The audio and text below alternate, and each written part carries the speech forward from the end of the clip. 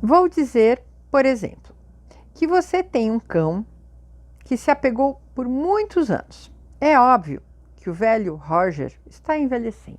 É o nome do cãozinho. Você descobre que não gosta de pensar na idade avançada dele.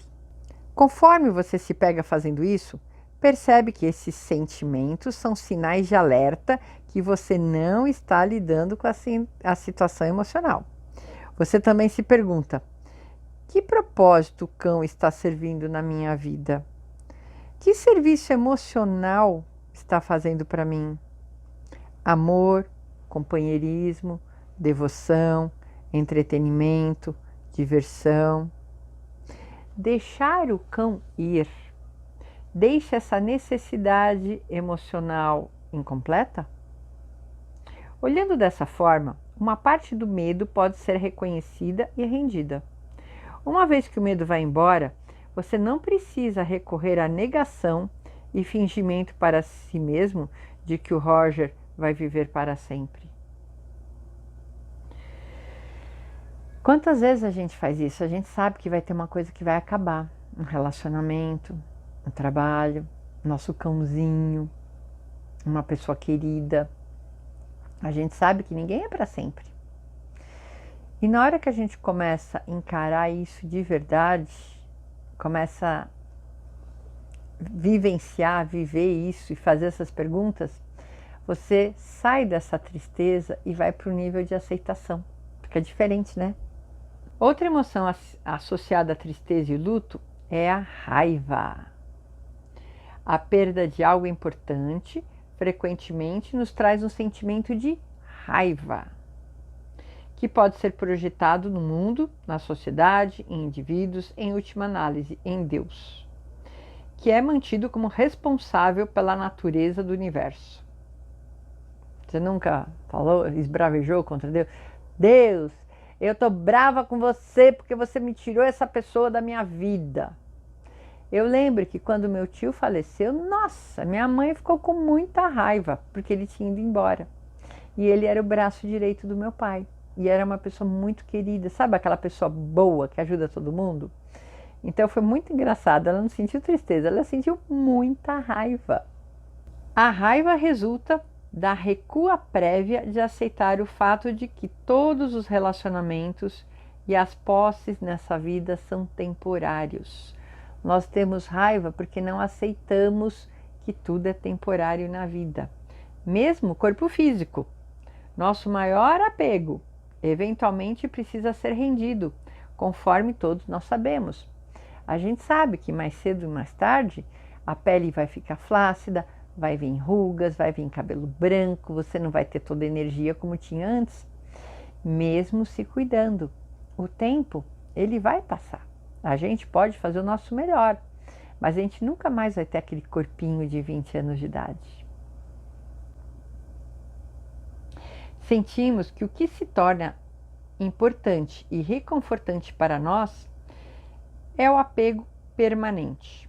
Consequentemente, quando essa ilusão é ameaçada, existe raiva, ressentimento, autopiedade, sentimento que podem resultar em amargura crônica.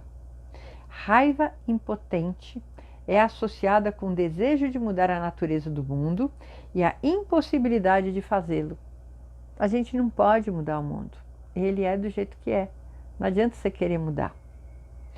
Ao ver esse fato da existência, uma perda maior pode mudar nossa posição filosófica. Uma perda maior pode nos acordar para a natureza de todos os apegos e todos os relacionamentos, ou podemos negar novamente o fato óbvio de que todos os relacionamentos são temporários e intensificar drasticamente os laços existentes para compensar essa perda. E aí as coisas vão ficando pior. Uma parte de lidar com a negação da inevitabilidade da perda é ver através das tentativas de manipulação. Na imaginação, a mente tenta desenvolver táticas para evitar a perda. E aí você começa a manipular. Isso pode tomar a forma de você ser o melhor profissional, o mais honesto, mais perseverante, o mais legal, o mais leal. Em pessoas religiosas, isso pode tomar a forma de tentativa de manipular Deus com promessas e barganhas. Ai, Deus, se você fizer isso para mim, eu vou rezar durante não sei quanto tempo, não sei quantas Ave Marias e Pai Nossos. Eu vou parar de comer isso, eu vou parar de fazer aquilo. A esposa começa a ser ainda mais obediente, amorosa, atenciosa, como uma manobra de prevenir o rompimento. Eu vou agradar meu marido, então ele não vai querer se livrar de mim. O marido negligente, de repente, começa a trazer para casa presentes, flores, em vez de ir direto à raiz do problema. Quando a negação se rompe, a manipulação não funciona. E o medo passou, então a própria depressão, o processo real da tristeza e luto acontece.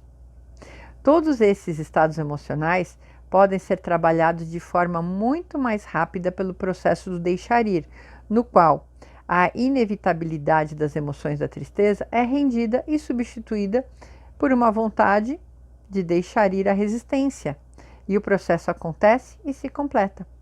Pode haver uma decisão de deixar ir a resistência à tristeza, em vez da negação e resistência que você mergulha nela e a supera. Você tem um bom choro sobre, de repente, a morte do seu cachorrinho ou a perda de um relacionamento. Associada com o sentimento da tristeza está sempre uma quantidade variável de culpa. Isso é baseado na fantasia de que a perda representa uma punição ou de que uma atitude diferente ou outro comportamento poderia ter prevenido que isso acontecesse. Você, quantas vezes, se eu tivesse feito diferente, isso não aconteceria. Será que não aconteceria? E você ainda fica se repetindo isso, se lamuriando, remoendo toda essa mágoa e tristeza. A menos que seja rendido esse sentimento, a culpa pode reciclar e reabastecer a raiva e a fúria. O não reconhecimento e não rendição da raiva podem ser projetados nos outros, no ambiente, em forma de culpa. Você pode jogar e o culpado é outro. O culpado é a situação, o culpado é o marido, é a esposa, é o filho, é o pai, o culpado é Deus, o culpado é o professor, o culpado é o chefe, o culpado é o político, o culpado é a doença. A culpa projetada nos outros pode então agravar a perda, provocando ainda mais perda. Isso acontece frequentemente entre cônjuges, como resultado da morte de uma criança. Foi relatado grande taxa de divórcio em pais que perderam filhos, e essa taxa chega a 90% por causa da projeção da culpa. Uma perda severa é composta por outra perda severa, a do cônjuge. Um exemplo desse tipo de reação é o caso de uma mulher de 40 anos. Ela teve um casamento excelente por 20 anos com um marido atencioso e obediente. Seu filho mais novo teve leucemia. Quando ele morreu, ela entrou em tristeza e luto e desenvolveu uma reação de raiva. E essa se tornou forma de ódio. Ela odiava os médicos, odiava o hospital, odiava Deus, odiava seu marido e seu filho existente. A raiva dela se tornou tão incontrolável que ela se tornou fisicamente violenta e ameaçadora. Várias vezes a polícia foi chamada para controlar seu comportamento violento. No fim, as outras crianças deixaram a casa por medo do caos, abuso físico e estados emocionais ameaçadores. Seu marido não mediu esforços na tentativa de ajudá-la com a raiva, mas ela virou a sua fúria sobre ele também, atacando violentamente em várias ocasiões. Finalmente, em desespero e aflição, ele se viu obrigado a sair de casa. A situação caótica terminou em divórcio, no qual a esposa perdeu seu lar. Levou quase 5 anos para a raiva diminuir. Durante esse tempo, a mulher destruiu sua vida inteira e agora precisou recomeçar do zero, dando início a uma nova vida. Melhor deixar ir, né? Melhor lidar com os sentimentos conforme eles vão aparecendo. Não jogar aqui no tanque, ai não, nem vou ver. Quando todas as emoções negativas forem trabalhadas, rendidas e deixadas ir, o alívio finalmente acontece. E o antigo sofrimento foi substituído por aceitação. Aceitação é diferente de resignação. Na resignação, ainda há resíduo da emoção anterior. Ah, não tem como fazer, tem que aceitar isso. Isso é resignação. Aceitação, aconteceu, vou tocar a vida para frente. Perceberam a diferença? Com a aceitação, a resistência à verdadeira natureza dos fatos foi rendida. Portanto, um dos sinais da aceitação é serenidade. Com a aceitação, a luta acaba, a vida recomeça. As energias que estavam ligadas aos sentimentos negativos anteriores estão livres, de modo que o aspecto mais saudável da personalidade são agora reenergizados.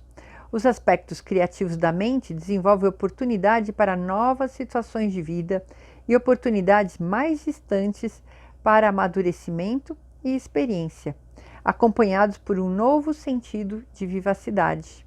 Um ensinamento bem conhecido e amplamente praticado é a oração da serenidade, nos grupos de 12 passos. Deus, conceda-me a serenidade para aceitar as coisas que eu não posso mudar, a coragem para mudar as coisas que eu posso e a sabedoria para saber a diferença. Toda vez que você tem esses sentimentos aqui dentro, são aqueles momentos que você se sente mal, com peso. Então, tem alguma coisa para render aí dentro e deixar ir. E é interessante você começar a observar isso. E começa pelas coisas que aparecem mais superficialmente. Talvez você não vai no âmago da questão, mas eu tenho esse medinho, eu tenho essa culpinha, e isso me irrita, é uma raivazinha. Começa a comer pelas bordas. Lembra que a gente viu no outro capítulo? A gente pode começar a comer pelas bordas de um complexo emocional complicado. E aí você vai começar a ser imune a esses sentimentos. A incapacidade de trabalhar qualquer das várias emoções associadas ao luto e à perda pode resultar na incapacidade crônica em qualquer um dos componentes. Portanto, isso pode resultar em depressão prolongada, estados de negação prolongado, no qual a morte da pessoa é realmente negada. Culpa crônica ou recusa de trabalhar sobre as emoções associadas à perda podem resultar em reações demoradas de tristezas e doenças físicas. Principalmente no luto. Quando ocorre perda de uma pessoa, gente. Quantas vezes a pessoa nega, não, ele não morreu. Morreu, tá aqui, você parece que continua vivendo uma vida igual e não aceitando, não quero olhar. Eu sei que morreu, mas eu não quero olhar. Não vale a pena. Isso tudo você vai somatizando. Os mecanismos por trás desse processo são explicados em um capítulo adiante na relação entre mente e o corpo. Toda essa questão da somatização, né? A energia reprimida das emoções não rendidas emerge novamente pelos sistemas endócrinos e nervoso do corpo, com um desequilíbrio energético que prejudica a fluidez na energia da vida através dos meridianos de acupuntura do corpo. Isso resulta em mudanças patológicas em vários órgãos. Vocês já ouviram falar de bloqueio nos chakras, bloqueio nos meridianos? É isso que acontece. É fato muito conhecido que a taxa de morte entre pessoas de luto é muito maior do que a da população em geral, especialmente no primeiro ou segundo ano após a morte do cônjuge. Uma forte culpa relacionada à tristeza é a raiva direcionada à pessoa amada por ter partido. Você me abandonou, você morreu e me deixou aqui sozinha. Isso é suprimido frequentemente porque parece irracional para a mente consciente. As virtudes da pessoa amada que partiu são aumentadas e exageradas na imaginação, e a discrepância compõe a culpa. Nossa, você era tudo para mim. Sem você eu não vivo. Você sabia fazer isso e eu sou incapaz. Como podemos sentir raiva de uma pessoa tão maravilhosa que foi tudo para mim, né? A culpa por ficar com raiva de Deus, o autor do universo, por ter permitido que esse evento trágico acontecesse.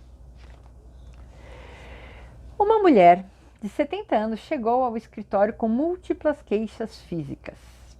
Ela tinha ataques de asmas, alergia, bronquite, episódios frequentes de pneumonia e todos os tipos de dificuldade de respiração. Na medicina chinesa, a respiração está ligada ao pulmão. O pulmão é órgão da tristeza. Durante a psicoterapia, foi revelado que a mãe dela morreu há 22 anos. Ela relatou que, curiosamente, não teve nenhuma reação à morte da mãe. Era estranho que, apesar de ser sua responsabilidade, ela não encomendou uma lápide para ser colocado no túmulo da mãe.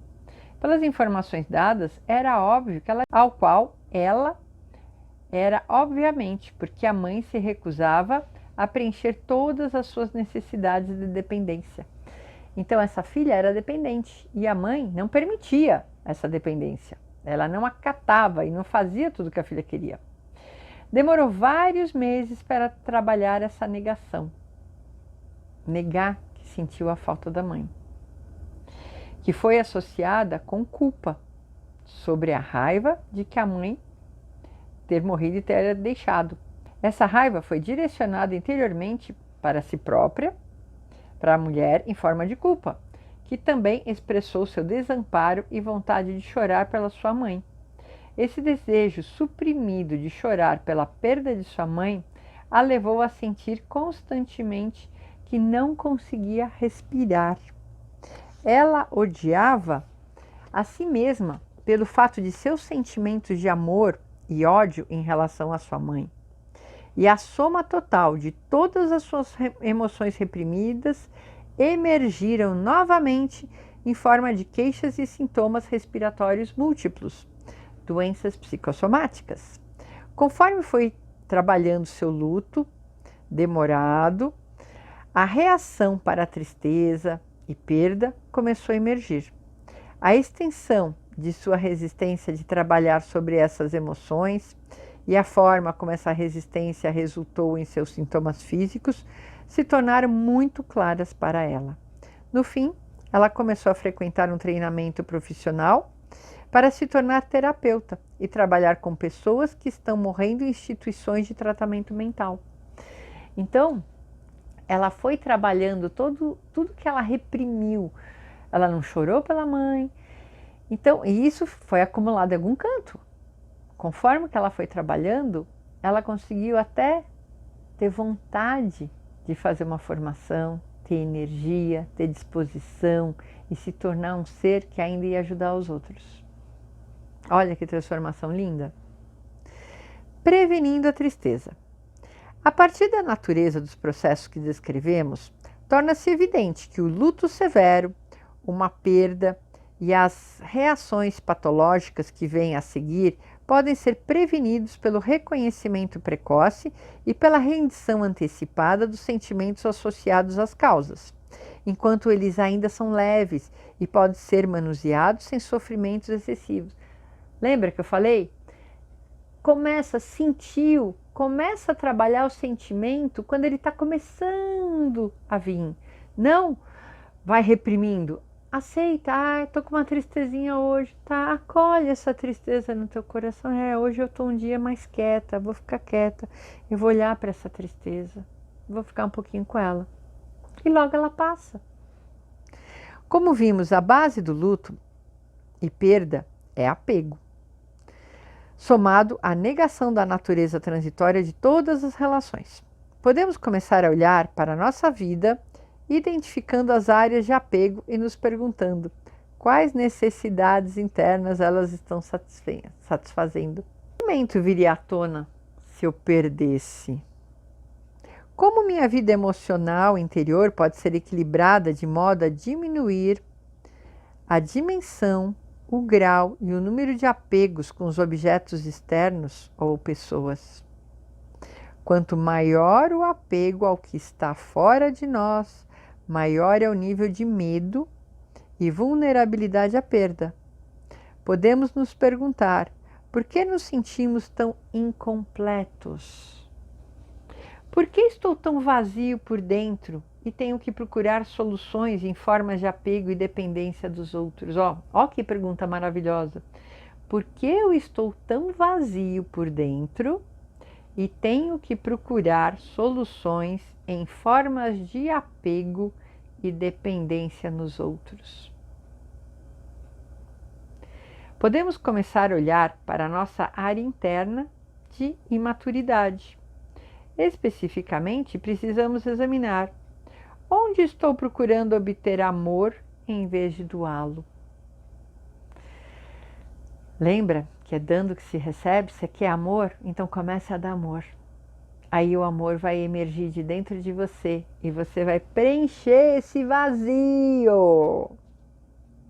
Quanto mais amorosos formos, menos vulneráveis seremos à dor, à perda e menos precisaremos buscar apegos. Quando reconhecemos e deixamos ir todos os sentimentos negativos, que se tornam pequenos a partir do reconhecimento de nossa grandeza, para que a nossa alegria interna venha do prazer de doar e amar. Só então estamos invulneráveis à perda. Quando a fonte de felicidade é encontrada dentro de nós, estamos imunes às perdas do mundo. Quer se prevenir de ter tristeza e perda? Começa a fazer coisas que gerem amor. Traz esse amor seu de dentro para fora. Como você pode dar esse amor para os outros, em vez desse medo de perder o amor? Pensa nisso, pensa. Quando a gente começa a olhar para a vida de uma maneira, sabe, mais clara, mais crítica, sabe, vendo realmente como é, a gente começa a perceber os apegos que a gente tem e as fugas e estratégias que nós fazemos. Cada um deles representa uma fonte potencial de futura dor e sofrimento. As áreas realmente importantes devem ser cuidadosamente examinadas. Vamos pegar, por exemplo, a incapacidade de enfrentar essas questões comumente vistas, chamadas de síndrome da aposentadoria. Tradicionalmente, isso pode ocorrer em mulheres quando o trabalho de criar filhos chega ao fim com a saída deles de casa. Síndrome do ninho vazio. E com o homem quando atinge a idade da aposentadoria, ou perdeu o emprego, ou devido a alguma deficiência física ou incapacidade de realizar o trabalho. A reação que normalmente acontece na meia-idade é causada por muitos anos de negação pré-existentes. Muitas vezes se foge da tarefa de enfrentar o inevitável e fazer planos para outra atividade da vida que gratifique as mesmas necessidades internas, as quais, nesse caso, são sentimentos de autoestima, importância, vontade de ser útil e significante, bem como necessidade de contribuir para algo e ser produtivo. Então, nós durante a vida, nós precisamos começar a entender que nós temos vários ciclos, vários momentos da vida e aquelas fases não são eternas, vão passar. O filho vai crescer, vai bater asa, o seu emprego, uma hora você vai deixar de trabalhar.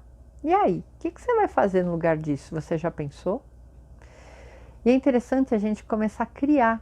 Ah, tá, quando eu me aposentar eu tenho vontade de fazer tal coisa. Então começa a se interessar por tal coisa agora, talvez como um hobby, para no futuro isso ser a sua atividade. E aí você não vai sentir esse vazio mais. Você vai ter um objetivo, você vai colocar a tua arte para fora, o teu amor para fora, você vai contribuir, você ainda vai ser muito criativo. A antecipação ao inevitável e a preparação para isso nos traz um desconforto relativamente menor comparado ao luto e à perda traumática da vida posterior. Podemos olhar para nossos relacionamentos mais amorosos e honestamente examiná-los. Até que ponto servem as nossas necessidades interiores e egoístas? Até que ponto estamos realmente usando a outra pessoa e explorando-a para o nosso próprio benefício? E em que grau elas se tornaram simplesmente auxiliadoras da nossa felicidade? Para descobrir isso, tudo o que precisamos fazer é nos perguntar: se a felicidade deles aumentassem ao me deixar, como eu me sentiria? Será que se essa pessoa me deixasse, ela seria mais feliz? Isso revela em que grau estamos tentando controlar ou restringir a outra pessoa. Que isso é apego, não é amor. Como que eu falei, isso é agarramento e controle. Mais de 2000 anos atrás, Buda observou que a base de todo sofrimento humano é o desejo e o apego. A história da humanidade apenas provou a verdade do seu ensinamento. Qual é então a solução para esse dilema? Como podemos ver, é apenas o eu menor de nós mesmos que se apega, nosso ego. O eu menor compra o conjunto de programas inadequados e assustados que involuntariamente permitimos nos controlar. O propósito de deixar ir é para desenergizar esses programas para que não sejam mais executados. Então estamos livres para nos expandirmos para a consciência maior do seu eu maior, do seu eu superior, que é outra instância. Você não vai ficar pegado nesse euzinho que quer controlar tudo, que tem medo de perder. Você começa a entrar em contato com o seu eu maior. É totalmente diferente. Esse eu maior preenche você aqui dentro. Aquela parte que nos referimos como eu maior ama em vez de buscar amor. Consequentemente, nos vem a consciência que estamos em todos os momentos cercados de amor, que é iluminado. O amor é automaticamente atraído pela pessoa que ama. Amar. Um ser que ama atrai o amor 24 horas por dia ao redor dele.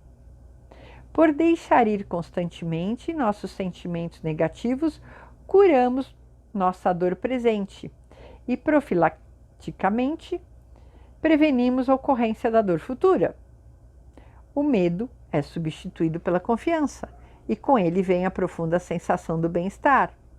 A imunidade à dor da perda ocorre quando substituímos a dependência do eu menor, personalidade, ego, com a dependência do ser, esse eu maior, o divino dentro de nós. Olhamos para a segurança do euzão, que é eterna, em vez de olhar o euzinho, que é transitória. Então, gente, se apegue ao teu eu superior, assim você não sofre. E a gente se encontra no próximo capítulo.